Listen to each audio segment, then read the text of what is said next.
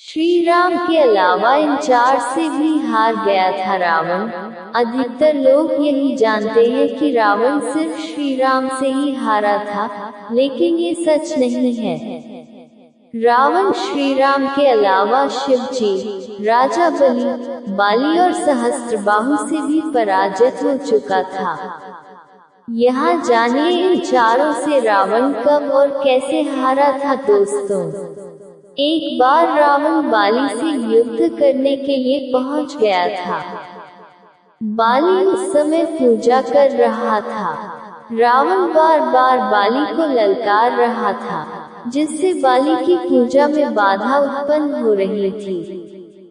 जब रावण नहीं माना तो बाली ने उसे अपनी बाजू में दबाकर 4 समुद्रों की परिक्रमा की थी। बाली बहुत शक्तिशाली था और इतनी तेज गति से चलता था कि रोज सुबह सुबह ही 4 समुद्रों की परिक्रमा कर लेता था। इस प्रकार परिक्रमा करने के बाद सूर्य को अर्घ्य अर्पित करता था।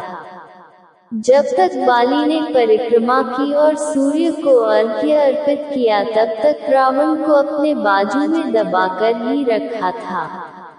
रावण ने बहुत प्रयास किया, लेकिन वह बाली की गिरफ्त से आजाद नहीं हो पाया।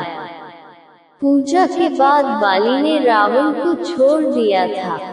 दोस्तों, सहस्त्रबाहु अर्जुन के 1000 हाथ थे और इसी वजह से उसका नाम सहस्त्रबाहु पड़ा था। जब रावण सहस्त्रबाहु से युद्ध करने पहुंचा तो सहस्त्रबाहु ने अपने 1000 हाथों से नर्मदा नदी के बहाव को रोक दिया था। सहस्त्रबाहु ने नर्मदा का पानी इकट्ठा किया और पानी छोड़ दिया, जिससे रावण पूरी सेना के साथ ही नर्मदा में बह गया था। इस पराजय के बाद एक बार फिर रावण सहस्त्रबाहु से युद्ध करने पहुंच गया था। तब सहस्त्रबाहु ने उसे बंदी बनाकर जेल में डाल दिया था। दैत्यराज बलि पाताल लोक के राजा थे। एक बार रावण राजा बलि से युद्ध करने के लिए पाताल लोक में उनके महल तक पहुंच गया था। वहां पहुंचकर रावण ने बलि को युद्ध के लिए ललकारा। उस समय बलि के महल में खेल रहे बच्चों ने ही रावण को पकड़कर घोड़ों के साथ अस्तबल में बांध दिया था। इस प्रकार राजा बलि के महल में रावण की हार हुई। दोस्तों, रावण बहुत शक्तिशाली था और उसे अपनी शक्ति पर बहुत ही घमंड भी था। रावण इस घमंड के नशे में शिवजी को हराने के लिए कैलाश पर्वत पर पहुंच गया था। रावण ने शिवजी को युद्ध के लिए ललकारा, लेकिन महादेव तो ध्यान में लीन थे। रावण कैलाश पर्वत को उठाने लगा। तब शिवजी ने पैर के अंगूठे से ही कैलाश का भार बढ़ा दिया। इस भार को रावण उठा नहीं सका और उसका हाथ पर्वत के नीचे दब गया।